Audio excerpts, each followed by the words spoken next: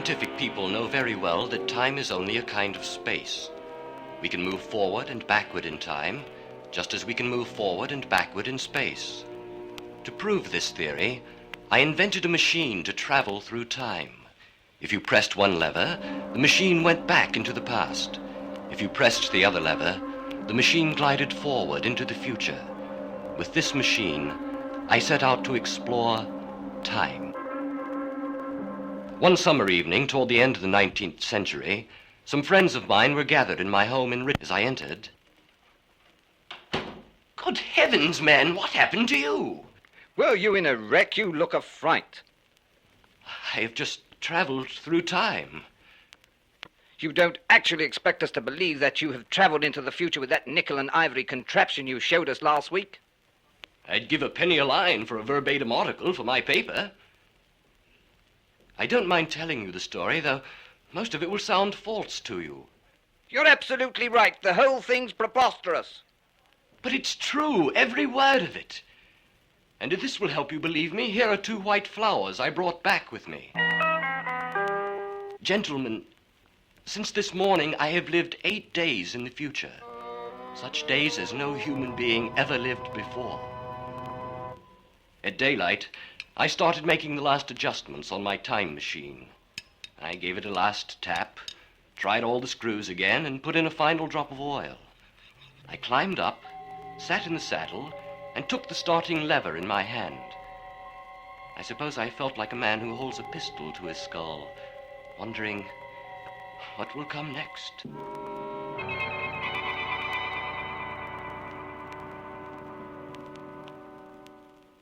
At first, I moved the advance lever ever so slightly. Had anything happened? For a moment, I suspected my mind had tricked me. I looked at the clock. I had moved ahead 5 hours. Then I drew a breath, set my teeth, gripped the starting lever with both hands, pushed it to its extreme position, and went flying off into time. Day went into night, and in another moment it was tomorrow. The change from night to day was like the flapping of a great black wing. The sensations of time traveling were excessively unpleasant. It was a feeling of helpless, headlong motion, and I felt the same horrible anticipation of an imminent smash. I went on, still gaining velocity. The landscape was misty and vague, so I slowed down. I was in the same place. Only the time had changed. I advanced the rate of speed again. The little hands on the dials raced around faster and faster. I thought, how exciting to be traveling in the future. What wonderful advances man must have made in all these years. Then I resolved to stop. I grabbed the lever.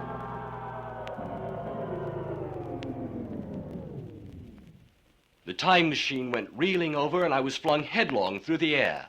There was the sound of a clap of thunder in my ears. A pitiless hail was hissing around me, and I was sitting on a soft lawn in a garden near my overturned machine. Fine hospitality, I said, for a man who has traveled all these years to be here. I stood up and looked around me. A colossal carved figure loomed indistinctly beyond me through the hazy downpour. I advanced toward the figure. It was very large, made of white marble in the shape something like a winged sphinx.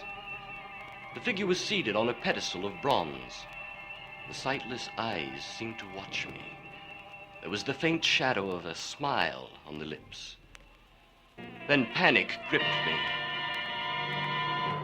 Do men still live on the earth? What are they like? Are they still human? I turned frantically to the time machine. I will not stay here. I must get back to my own time. For the first time, I discovered what year I was in. 802,701. I had traveled over 800,000 years. Just then the storm ended. The scene was lit by the glow of the sun. Already I saw other vast shapes. Huge buildings with intricate parapets and tall columns. I removed my jacket. Then I heard voices and people came toward me. They were small creatures, perhaps only 4 feet high, clad in tunics girdled at the waist with a leather belt. They wore sandals on their feet, and their legs and heads were bare. I noticed for the first time how warm the air was. One came toward me carrying a chain of beautiful flowers and placed it about my neck. They had a strange but very sweet and musical language, which I did not understand. They struck me as being a very beautiful and graceful people, but indescribably frail. At the sight of them, I suddenly regained confidence. I have nothing to fear. These people are so simple and childlike. Is this what has happened to man in 800,000 years? I thought to myself. Their little pink hands felt the time machine. No, keep away. You might get hurt. I removed the 2 levers which set the machine in motion, so no one could use it but me. The little people danced around me and pushed me along in a playful way. You want me to go with you? You want to show me to your friends, don't you?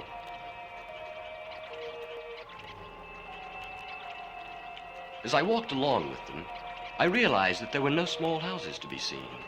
The single house had vanished. These people lived in communities in these large palace-like buildings I'd seen in the distance. As we entered a building of colossal dimensions, more of the little people surrounded me.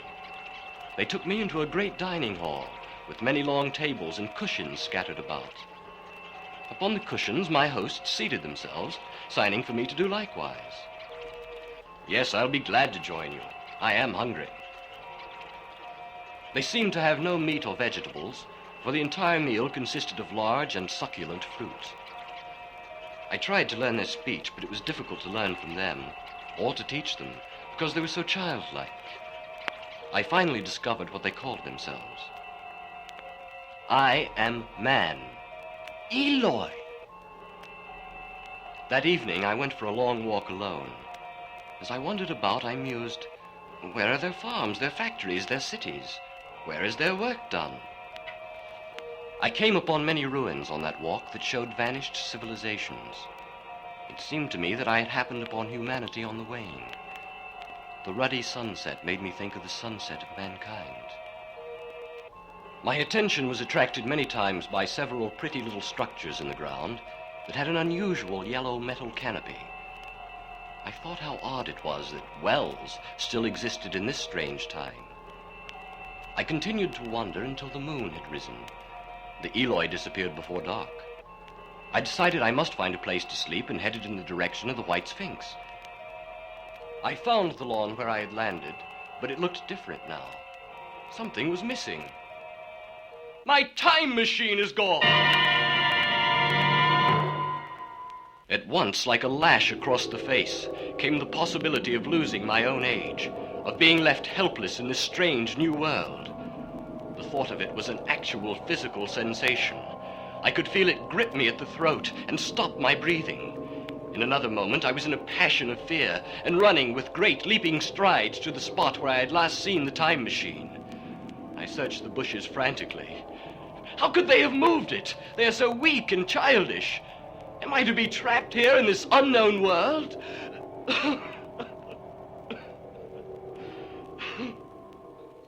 I wept with absolute wretchedness. Then, exhausted, I slept.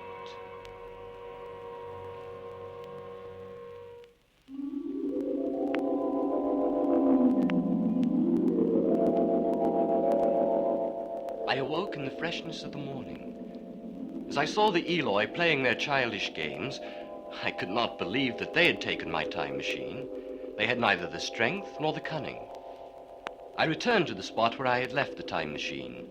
Examining the lawn, I found unmistakable marks in the grass. The machine had been dragged away, and there were odd, narrow footprints, which the Eloi could not have made. I followed the marks which led up to the pedestal and the White Sphinx. The time machine was in the pedestal. I went and rapped at the deep-framed panels which led into the building. Open up! Give me back my time machine! You there, come help me! Please help me! But the Eloi would not come near. There was something they feared about the pedestal. There was nothing I could do at that moment but try to learn more about the people. That way I might find out what was behind all of this. For the next few days, I tried to make friends with the little people. I talked to them and tried to learn their ways. On long walks through their lovely countryside, I saw no sign of planting or harvesting, no evidence of work of any kind. There were flowers only. The land was a perpetual garden. The Eloy's clothing was of a fine texture and beautifully sewn, but I saw no machines. Their tables were always piled high with fruit. But where was it grown? How was it brought to them? A peculiar feature which attracted my attention was the presence of the circular wells which I mentioned. Several, as it seemed to me, were of a very great depth. One lay by the path where I often walked. Like the others, it was rimmed with bronze and protected by a little cupola from the rain. I tried to ask the Eloy about it, but they would not answer, and they would not come near me. I peeked into the darkness, but I could see no gleam of water. Further, I threw a scrap of paper into it, and instead of fluttering slowly down, it was at once sucked swiftly out of sight. Then I heard a noise. It sounded like the pounding of heavy machines. Several possibilities flashed through my mind. Is it a mine? A factory? Was all the work done underground? Does someone live down there? That night as I slept, I was very restless and had an unreal feeling that something surrounded me. I woke with a start and had an odd fancy that some grayish animal had just rushed by me. Help! Help! What were they? Was it just a bad dream?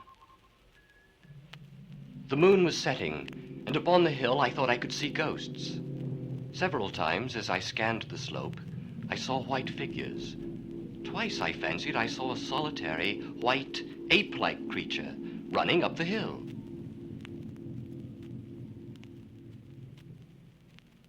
The next morning I explored a dark passage and some ruins. Suddenly I halted spellbound. A pair of luminous eyes stared at me out of the darkness. At once the eyes darted sideways, and something white ran past me. I turned with my heart in my mouth and saw a queer little ape-like figure, its head held down in a peculiar manner, running past me.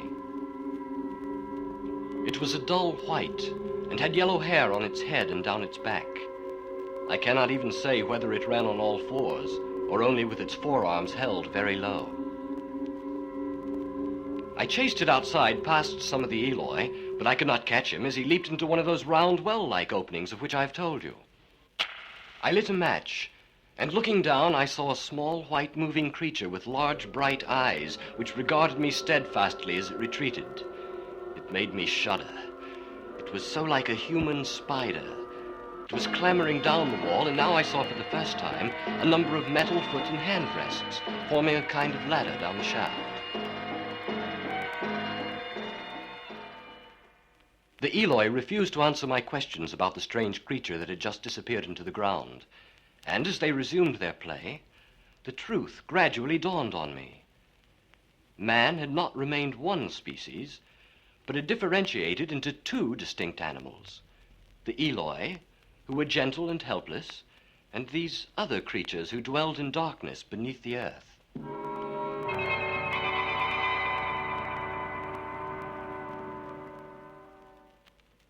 The structures, like wells, were really passageways for the undergrounders. Somehow, in their underground civilization, they did all of the work for the Eloy. I wondered, what is hidden down there at the foot of the shaft? And then the thought occurred to me. These strange underground creatures must have taken my time machine. But why had they taken it? And why, too, if the Eloy were masters, could they not restore the machine to me?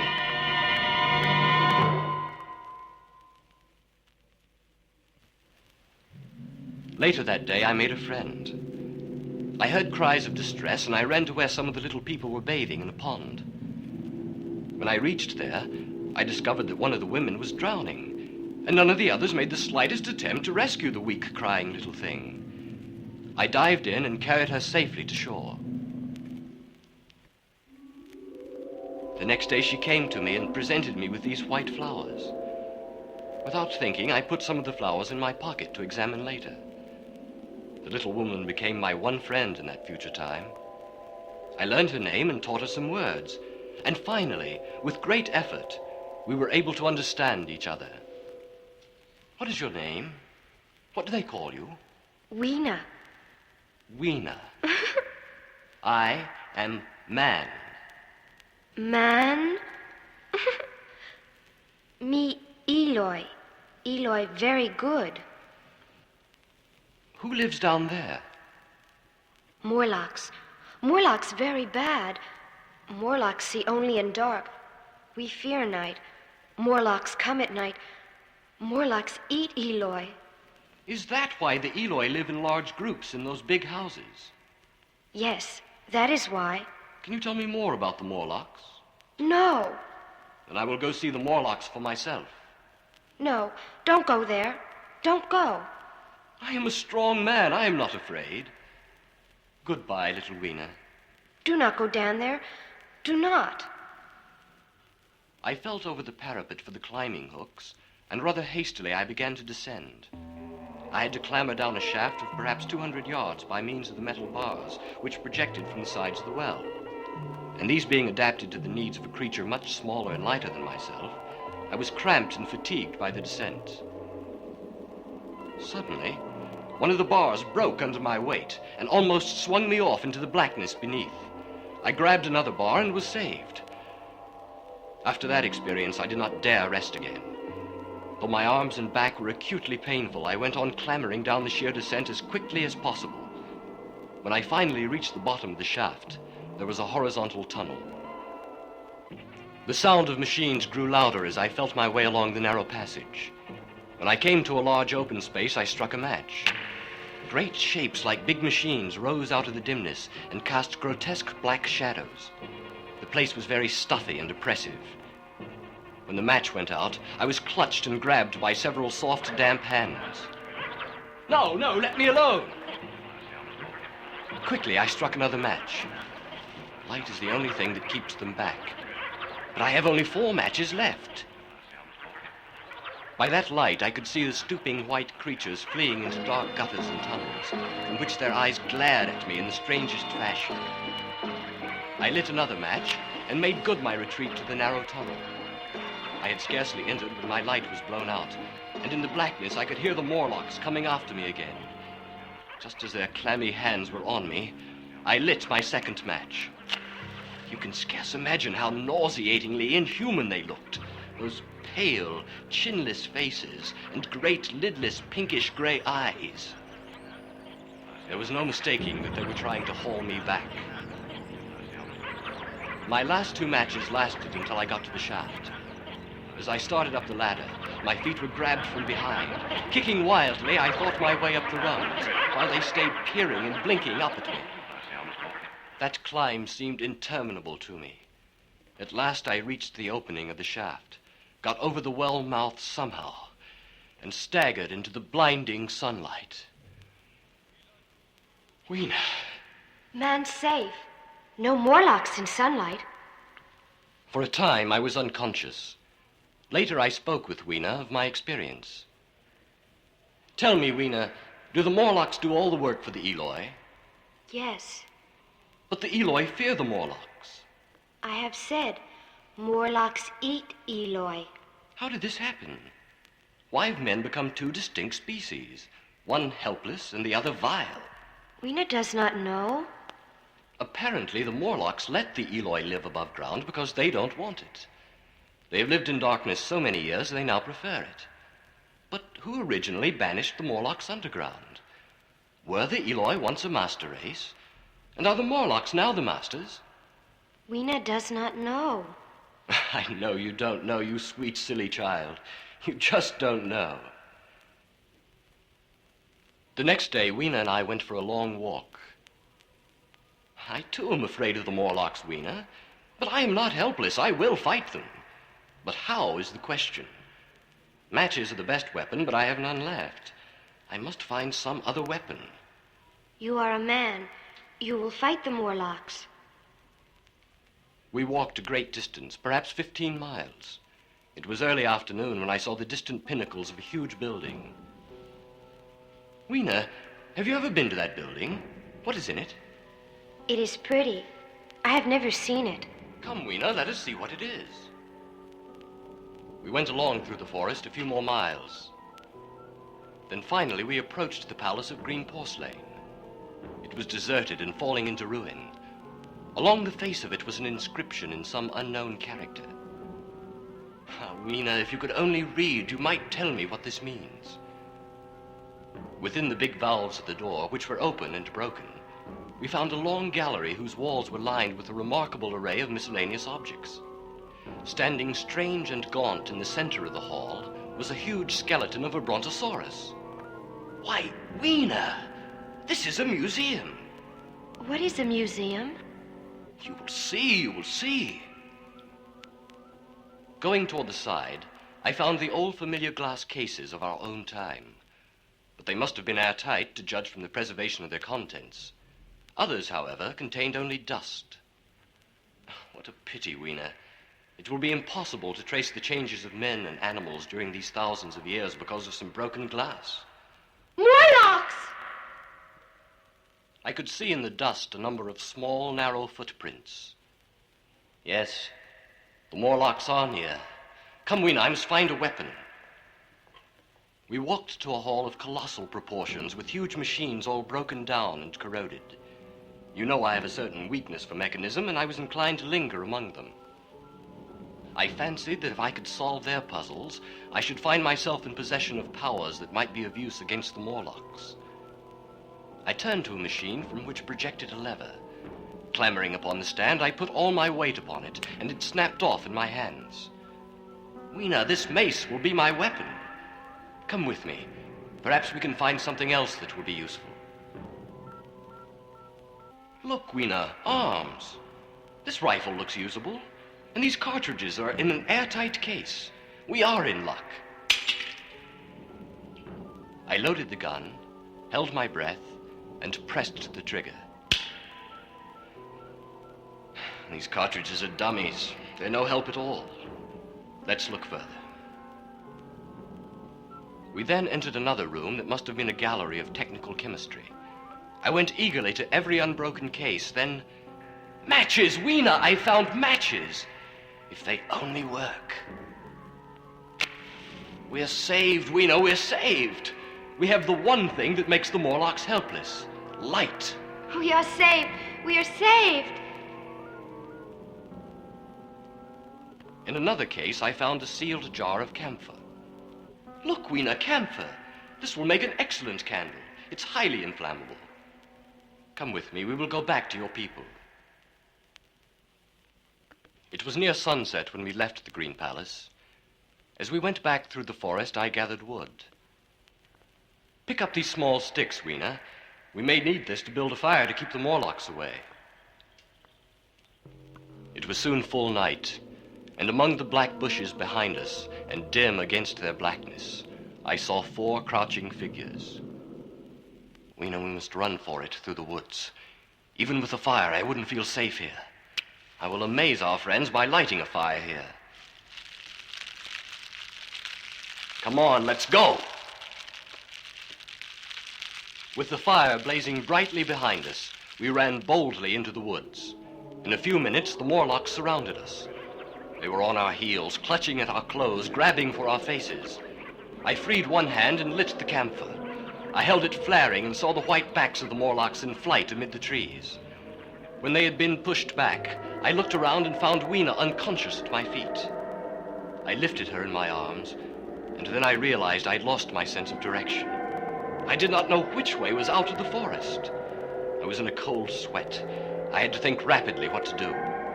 I determined the best thing was to encamp where we were and build a fire. I put Weena, still motionless, down upon the turf and began collecting sticks and leaves. Here and there, out of the darkness around me, the Morlock's eyes shone like carbuncles. Very soon I had a smoky fire of green wood blazing. The smoke made my eyes heavy. I was exhausted, and I slept.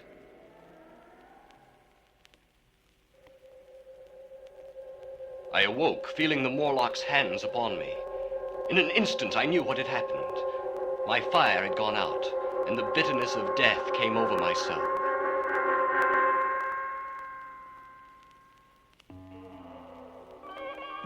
I was caught by the neck, by the hair, by the arms, and pulled down. It was indescribably horrible in the darkness to feel all those soft creatures heaped upon me. I felt as if I were in a monstrous spider's web. I was overpowered and went down. I felt little teeth nipping at my neck. I rolled over and grabbed my iron lever. It gave me strength, and I struggled to my feet, shaking the human rats from me. Holding the bar, I swung at them with all my strength. The woods seemed full of the horrible creatures. Then, for no reason, they turned from me and started to run away. Suddenly, the woods seemed to grow light. I turned around. The whole forest was aflame. It was my first fire coming after me. With Weena in my arms, I fled. Once, the flames outflanked me on 3 sides. I ran to the left, then to the right, zigzagging around the flames. Finally, I reached a small open space on a hill. We're safe here, Weena. The fire will not reach us this high. The forest burned on all sides, and the Morlocks, blinded by the flames, were helpless. Several times that night, I tried to tell myself it was just a nightmare, but it was no dream. It was real, ghastly, but real. Finally, the fire burned itself out. Day. It is day. We do not need to be afraid. We can go back now. I could now get my bearings. With Weena, I made my way to the Eloy. After the terror of the night, I was exhausted. I slept in the bright midday sun and awakened a little before sunset. I was refreshed and thought carefully over the problems I was facing. All I was really thinking about was how to get out of that place. I did not wish to stay there another minute. Men had become useless and terrible. I had to get away. I went toward the White Sphinx, where I knew the Morlocks had dragged my time machine. I was armed only with my crowbar and the determination to return to my own time. And then came a most unexpected thing. As I approached the pedestal of the Sphinx, I found the bronze valves were open. They had slid down into grooves. At that, I stopped short before them, hesitated, then slowly entered. There is my time machine! This is too easy. The Morlocks think they can outsmart me, do they? I felt in my pockets for the control levers of the time machine. Then I stepped fully inside the pedestal. As I examined the machine, the doors of the pedestal slid shut, just as I had expected. I was in the dark, trapped, or so the Morlocks thought. Again, the Morlocks' hands were upon me. I quickly fitted the levers on the machine. I could already hear their murmuring laughter as they came toward me. I pushed the lever just as they started to maul me. The next moment, I was hurtling through time. The darkness fell from my eyes, and I found myself in the same gray light and tumult I have already described. I clung to the machine as it swayed and vibrated. I watched the years speed by.